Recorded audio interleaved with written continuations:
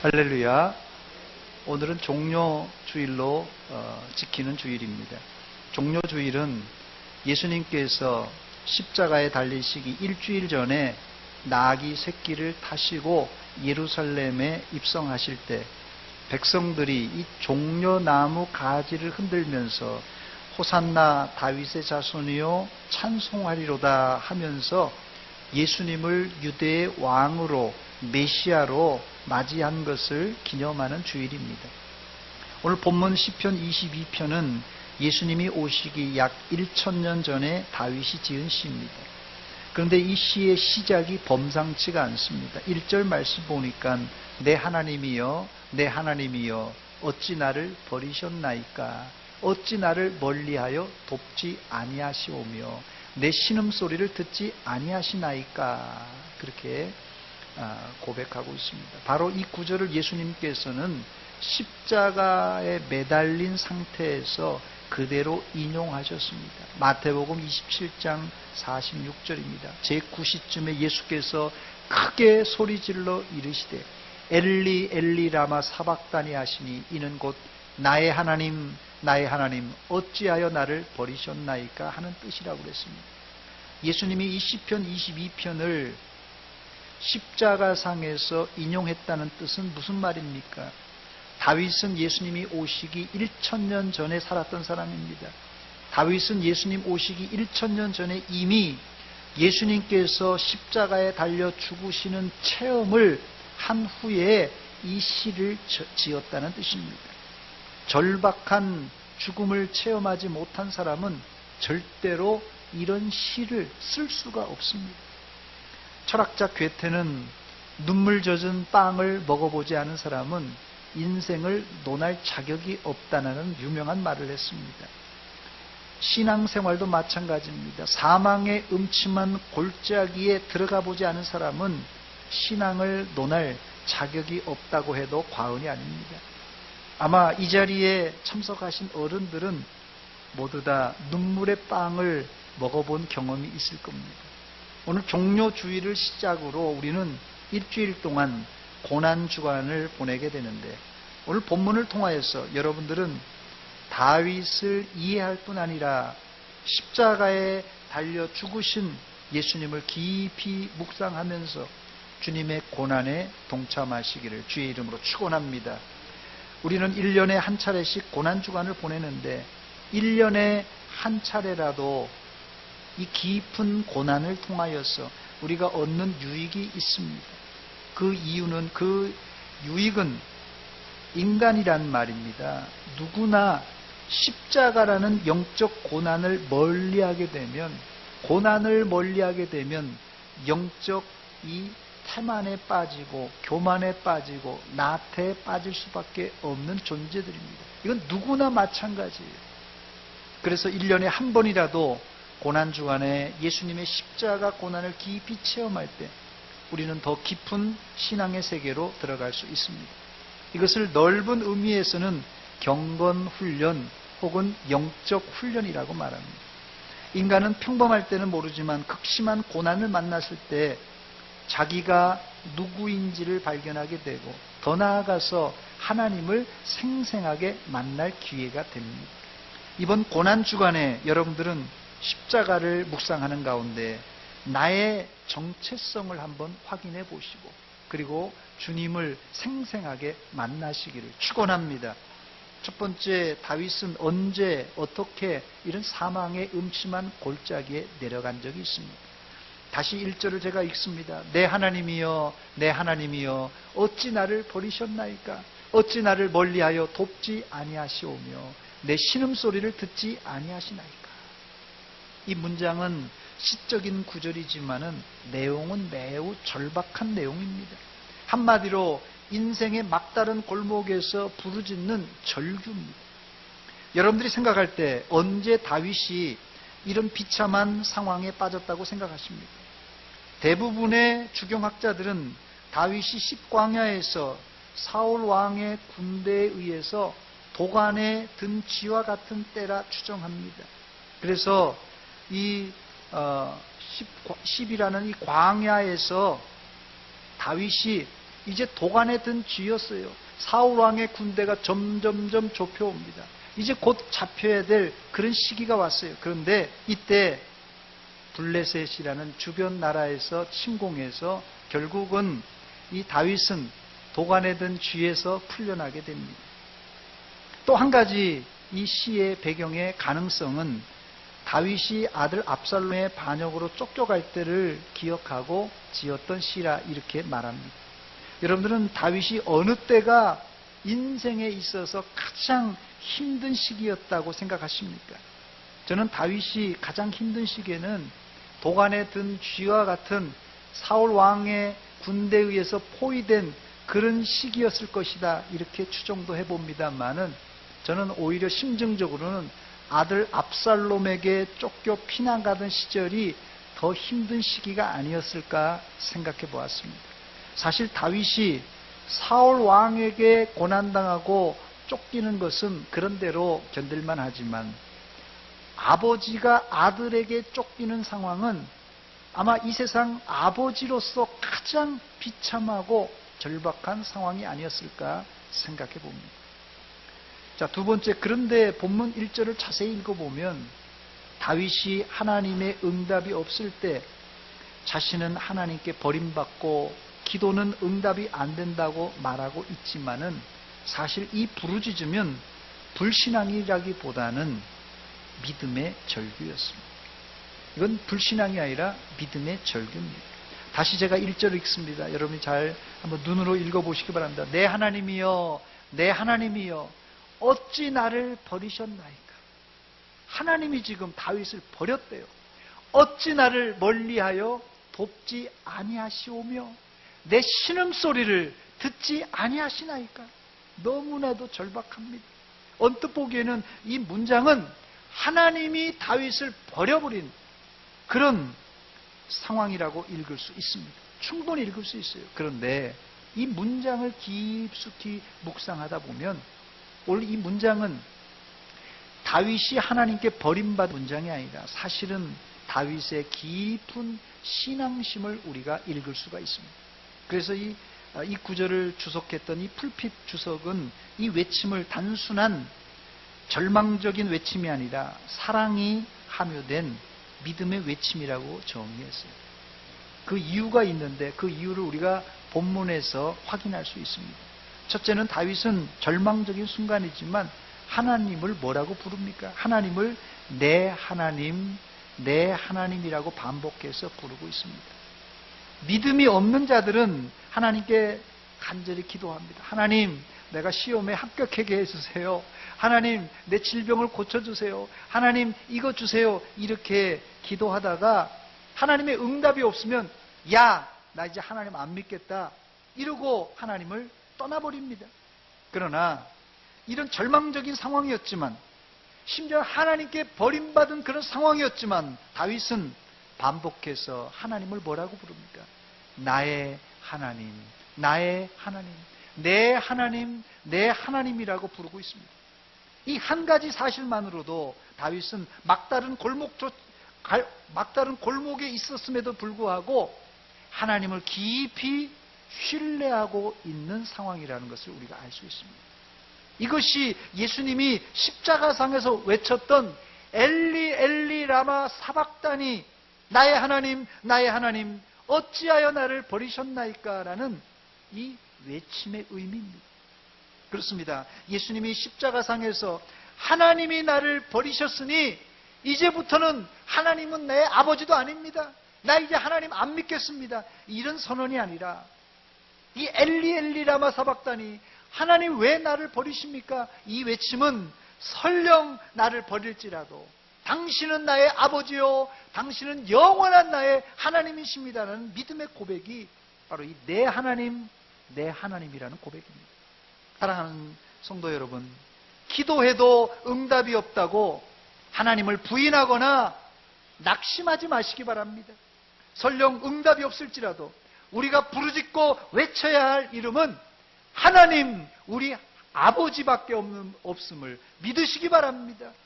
예수님, 우리 예수님밖에 없습니다, 여러분. 1절 끝부분에 신음이라는 단어가 나옵니다. 이 신음이라는 말이 우리나라 어감은 아파서 끙끙 앓을 때 신음소리를 낸다고 하지만 이 히브리어의 신음은 사자가 표할 때 내는 그런 소리라고 합니다. 사자가 왕 하면서 내는 큰 소리를 이 신음이라는 단어의 의미가 거기 담겨져 있습니다. 그래서 예수님이 십자가상에서 엘리 엘리 라마 사박다니 큰 소리로 부르짖었다고 성경은 기록합니다. 죽기 직전에 있는 힘을 다하여서 하나님을 향하여 나의 하나님 나의 하나님 왜 나를 버리십니까? 이런 절박한 소리가 바로 이 신음이라는 의미입니다. 다윗과 예수님의 신음소리가 울부짖는 소리라는 것이 당시 다윗과 예수님이 얼마나 절박했는지를 우리가 충분히 이해할 수가 있습니다. 1513년 혹은 1514년이라고 하는데 가을 어느 날입니다.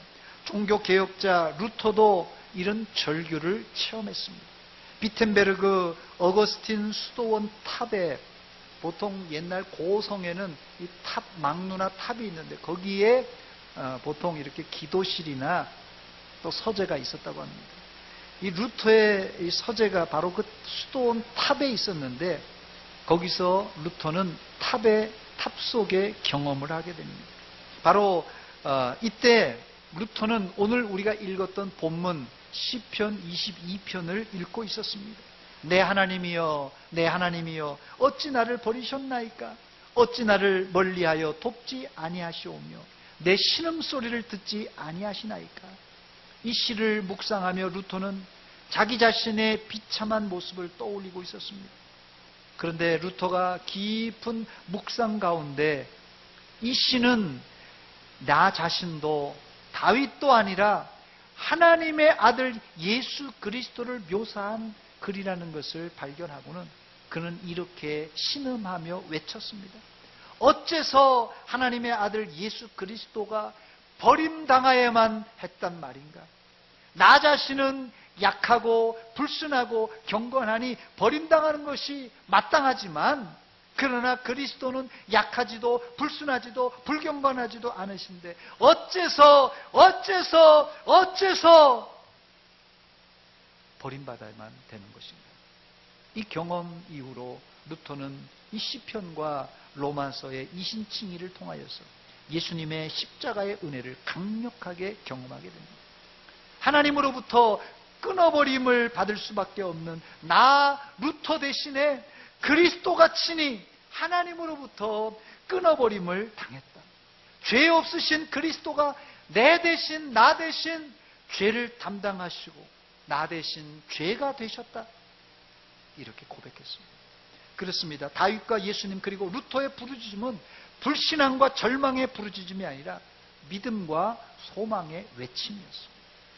세 번째, 그런데 이런 절망적인 상황에서 부르짖을 수 있는 사람은 아무나가 아닙니다. 아무나가 아니라 그리스도와 함께 십자가에 못 박힌 경험이 있는 사람이 바로 이런 절망적인 상황에서 희망을 가지고 부르짖습니다. 제가 지난주에 설교하면서 세례의 의미에 대해서 말씀드렸는데 세례란 물속에 나의 옛사람이 풍덩 빠져서 자신을 수장시킨 후에 제가 좀 아주 적나라한 표현을 썼는데 자신을 익사시켰다고 그랬어요. 자신의 옛사람을 익사시킨 후에 이제 물 위로 올라올 때는 새로운 사람이 되어서 살아나는 의식을 세례라는 상징적인 의미로 말씀드렸습니다. 예수님의 엘리 엘리 라마 사박다니의 외침을 하나님께서는 똑똑히 듣고 계셨지만 하나님은 그 외침을 외면하셨어요. 여러분, 인간이 가장 고통스러운 순간이 언제인 줄 아십니까? 우리 고등부 학생들도 여기 뒤에 앉아 있는데 우리 학생들이 가장 고통스러운 순간이 언제입니까? 어떤 사람은 사업에 망했을 때가 고통스러울 것이다 생각하고 어떤 사람은 질병으로 인해서 혹은 암을 판정받고 시한부 인생으로 사는 것이 고통스럽다 생각할 것입니다. 그러나 이것보다 더 고통스러운 것이 있는데 그것은 하나님께 버림받는 거절당함이 가장 인간의 고통입니다. 사람에게 거절당하는 것도 엄청난 고통인데 절대자이신 하나님께 버림받고 거절당함은 인간이 체험하는 가장 큰 고통입니다. 이런 버림받는 고통을 알기에 예수님은 잡히시기 전날 밤에 밤을 지새워가면서 겟세마네 동산에서 동일한 기도를 3번씩이나 하나님께 올려드렸습니다. 누가복음 22장 42절에 보니까 아버지여 만일 아버지의 뜻이거든 이 잔을 내게서 옮기시옵소서, 이 잔을 내게 옮기시옵소서, 이 잔을 내게서 옮기시옵소서 3번 동일한 기도를 하셨어요. 그러나 하나님은 그 기도에 응답하지 않고 침묵하셨고 예수님은 그 이후로 곱장 군병들에게 붙잡혀 십자가를 지고 돌아가셨습니다. 예수님이 죽으신 것도 슬프지만 더 슬픈 것은 하나님이 예수님의 기도를 들어주지 않고 거절하셨다는 사실입니다. 다윗도 이런 거절을 하나님께 당했던 사람입니다. 그러나 다윗은 한 번 거절당하는 것을 가지고 실망하지 않고 하나님을 향하여서 무한 신뢰를 가지고 계속해서 부르짖었습니다. 오늘 그것이 본문 2절에 나오는데 내 하나님이여 내가 낮에도 부르짖고 밤에도 잠잠하지 아니하오나 응답하지 아니하시나이다. 밤에도 낮에도 부르짖지만은 응답이 없어요. 너무 답답하여 다윗은 밤에도 잠을 이룰 수가 없었습니다. 다윗은 그래도 부르짖었습니다. 이런 끈질긴 기도를 할 수 있는 사람은 아무나가 아닙니다, 여러분. 이런 기도를 할 수 있는 사람은 자기의 정욕을 십자가에 매달아 못 박고 오로지 주님만 바라보는 사람이 이런 기도를 할 수 있습니다. 저를 한번 따라서 하시기 바랍니다. 자존심 접고 기도합시다. 한 번 내가 기도하고 안 들어줘. 에이, 나도 자존심이 있지. 나 그냥 이거 신앙도 때려치겠다. 이런 사람이 있더라고요. 여러분, 자존심 가지고 신앙생활을 하는 것이 아닙니다. 내 자존심을 십자가에 못 박아야 온전하게 신앙생활을 할 수 있습니다. 네 번째, 다윗은 기어이 약속을 붙들고 기도하여 응답받았습니다. 본문 4절입니다. 우리 조상들이 주께 의뢰하고 의뢰하였으므로 그들을 건지셨나이다. 5절입니다. 그들이 주께 부르짖어 구원을 얻고 주께 의뢰하여 수치를 당하지 아니하였나이다. 할렐루야. 다윗은 조상들이 기도 응답으로 살아온 것을 상기하면서 기도하는 자는 결코 망하지 않는다는 것을 확신했습니다. 기도하는 자는 결코 망하지 않습니다. 응답 없는 막다른 골목에 있을지라도 기도하는 자는 하나님이 건지시고 영원한 수치를 당하게 하지 않는다는 사실입니다. 결국 다윗은 끈질긴 기도로 응답받게 되고 그 이후에 자연스럽게 다윗의 마음과 입술에서 찬송이 터져나왔습니다. 그 하나님께 버림받았는데 하나님의 응답이 왔으니 얼마나 기쁘겠습니까? 본문 3절을 우리 한 목소리를 같이 읽겠습니다. 본문 3절입니다. 시작. 이스라엘의 찬송 중에 거하시는 주여 주는 거룩하시니이다. 아멘. 이스라엘의 찬송 중에 거하시는 주님인 것을 확신하고 그는 고난 가운데 하나님께 찬양을 올려드렸어요. 응답 주실 줄 알고 믿고 찬양했습니다. 그때 다윗은 상상할 수 없는 축복과 응답을 받게 됩니다. 사랑하는 여러분, 기도 응답 없다고 십자가의 고난과 고통이 내 삶 속에서 계속 이어진다고, 아니 내가 죽을 순간이 왔다고 실망하거나 낭망하지 마시고 여러분 찬송하시기 바랍니다. 혹시 이 자리에 계신 분들 중에 기도 응답이 없고 십자가의 고통이 계속 이어지시는 분이 있습니까?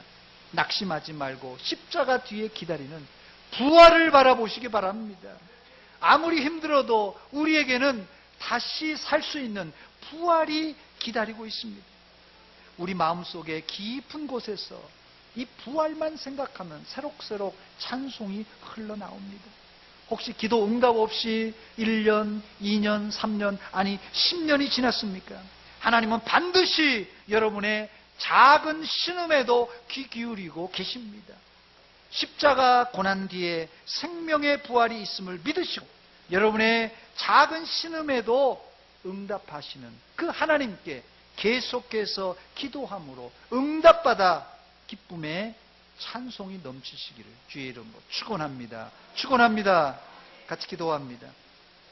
하나님 아버지, 이 시간 저희들 예배 자리로 인도하신 하나님, 오늘 특별히 종료주의를 맞이해서 주님의 고난을 우리가 살펴보았습니다. 하나님, 아무 죄 없으시지만 내 죄 때문에, 내 악 때문에 주님이 십자가 지시고 고난당하시고 죽임당하셨습니다. 하나님에게 거절당하셨습니다. 내가 거절당함에도 불구하고 주님이 대신 거절당하시고 나는 응답받고 나는 치료받고 나는 회복되었습니다. 하나님, 그럼에도 불구하고 이 큰 은혜를 받았음에도 불구하고 우리가 계속해서 교만하고 내가 잘난 줄 알고 살았던 저희들입니다. 이 시간 회개하오니 십자가의 보혈로 우리를 씻어주시고 용서하여 주시고 새 사람으로 변화시켜 주시옵소서. 이제 앞으로 주님을 위하여서 주님의 복음을 증거하며 부활의 증인들이 다 되게 하여 주시옵소서. 예수님의 이름으로 기도하옵나이다. 아멘.